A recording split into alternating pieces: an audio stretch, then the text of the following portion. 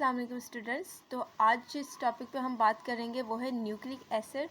ये ऐसा टॉपिक है जो मोस्टली स्टूडेंट्स को बहुत ज़्यादा डिफ़िकल्ट लगता है, कंफ्यूजिंग टॉपिक लगता है उनको, लेकिन ये इतना ज़्यादा डिफ़िकल्ट टॉपिक है नहीं।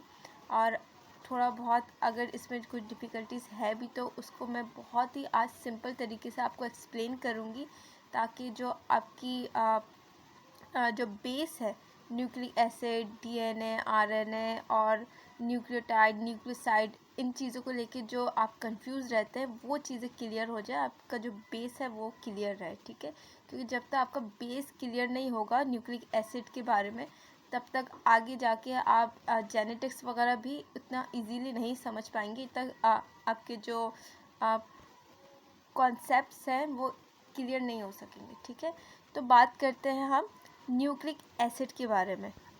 तो न्यूक्लिक एसिड जिसे हम डीएनए और आरएनए भी कहते हैं। ठीक है, तो न्यूक्लिक एसिड जो है, ये न्यूक्लिक एसिड इन 3 चीज़ों से मिलके बना होता है। ठीक है, शुगर, फॉस्फोरिक एसिड और nitrogenous base. Nucleic acid in 3 चीज़ों से मिलकर बना होता है। और जो हम कहते हैं कि न्यूक्लियोसाइड और न्यूक्लियोटाइड, वो इसी न्यूक्लिक एसिड्स के ही पार्ट हैं। ठीक है, उसको मैं डिस्कस करूँगी अभी थोड़ी देर में।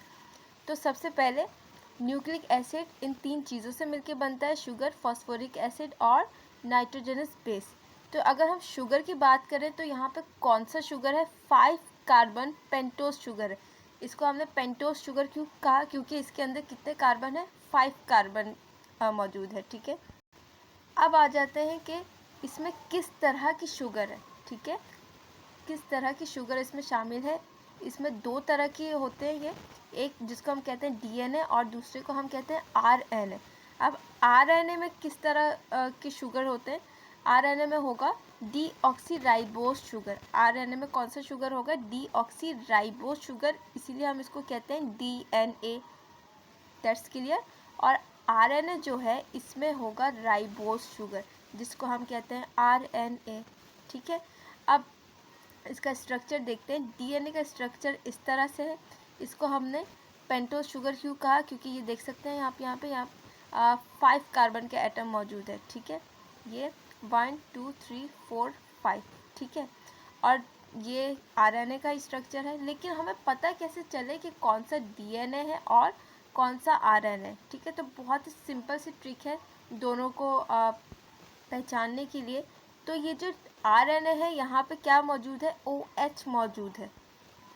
कार्बन नंबर 2 पे यहाँ पे क्या है? OH है। और यहाँ पे डीएनए के स्ट्रक्चर में कार्बन नंबर 2 पे सिर्फ H है। ठीक है, तो यहाँ पे वाटर का मॉलिक्यूल नहीं है, वाटर लॉस यहाँ पे हो रहा है, डिहाइड्रेशन यहाँ पे हो रही है। ठीक है, तो यहाँ पे सिर्फ H है और यहाँ पे क्या है? OH है। तो ये बहुत ही सिंपल तरीके से आप इसको क्लासीफाई कर सकते हैं कि कौन सा डीएनए का स्ट्रक्चर है और कौन सा आरएनए का स्ट्रक्चर है। ठीक है, तो शुगर वाला पार्ट आई थिंक क्लियर हो गया होगा। फॉस्फेरिक एसिड का ये है फॉर्मूला। उसके बाद आते हैं हम नाइट्रोजनस बेस की तरफ। अब नाइट्रोजनस बेस के अंदर ये 2 चीज़ें होती है, प्यूरीन और पिरिमिडीन। ठीक है, अब प्यूरीन का जो स्ट्रक्चर है वो क्या है? डबल रिंग स्ट्रक्चर है, और पिरिमिडीन का सिंगल। इसको आप कैसे याद रखेंगे? इसको आप इस तरह से याद रख सकते हैं कि प्यूरीन नाम छोटा है लेकिन इसका स्ट्रक्चर बड़ा है, डबल रिंग है। पिरिमिडीन नाम बड़ा है लेकिन इसका स्ट्रक्चर छोटा है, सिंगल रिंग है। ठीक है, अब प्यूरीन के अंदर कौन सी चीज़ें हैं? एडेनिन और ग्वानिन है।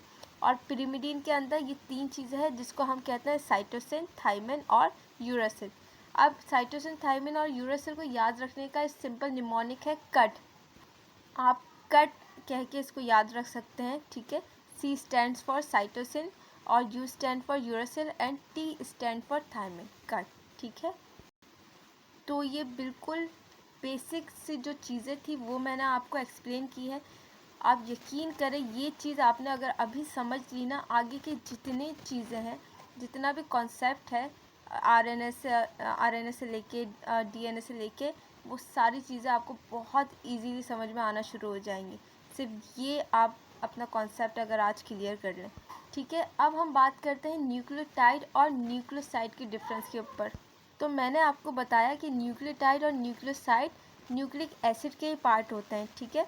और ये बनते किस तरह से, नाइट्रोजनस बेस और शुगर को अगर आप मिलाएं, नाइट्रोजनस बेस अगर शुगर के साथ बाइंड करेगा तो वो क्या हो जाएगा, न्यूक्लियोसाइड बनाएगा वो, ठीक है। नाइट्रोजनस बेस और शुगर दोनों आपस में बाइंड करेंगे तो बनाएंगे न्यूक्लियोसाइड, और अगर ये तीनों आपस में बाइंड करते हैं तो बनाएंगे न्यूक्लियोटाइड, ठीक है। कॉन्सेप्ट क्लियर हुआ।